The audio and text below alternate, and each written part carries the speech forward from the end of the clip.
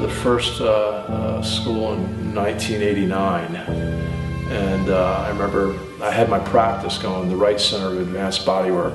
I had a pretty nice facility to the point that I could have a school there. I had a big enough facility because I was seeing around 50 new patients per month, word of mouth. We had 3 rooms going every hour.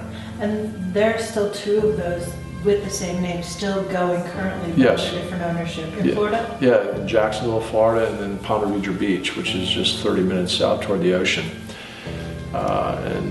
They started as students, and then they went into being the cream of the crop. They really rose up and had really strong grades, and then they ended up working tableside with me for about 3 or 4 years, and then I kind of passed the baton. I mean, they were very successful businesses that I really gave. So you passed it on to former students? Yeah, well, actually 2 of them. One at one facility and one on the other, but. Yeah, they've been open, one's 17 years and one's 25 years, and they're still going very strong. The Wright Center is where it started, and I said, well, I've been teaching, in different states, postgraduate level stuff. I thought it was the next thing to do, so I swiped a credit card, and I started with 6 students, and my tuition was $3,100. I chose Asheville.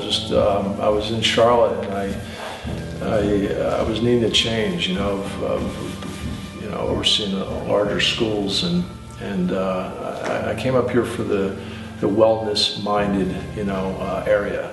People that are into good eating, organic food. A lot like why you chose here. It was an intuition. It was a calling that I knew I had, and I guess I'm called a halfback because I'm from New York, in the Catskill Mountains, and then I've been in Florida for so many years, so I didn't want to go all the way back up north, except I missed the food. But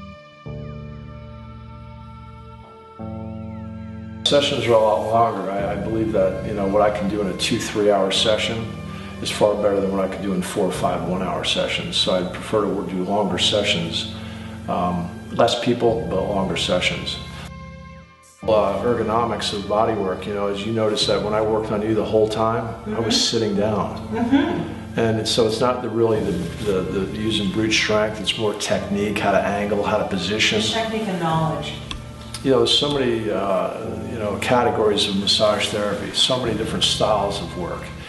And some people will use their thumbs, for instance, and I've gotten away from being a thumb therapist. And then the Roffers use vertical fingers.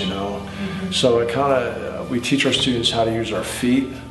So we do a lot of work with our feet, on the body. We do work with our knees, our elbows. There's a lot of tools within our little bony prominences of the body.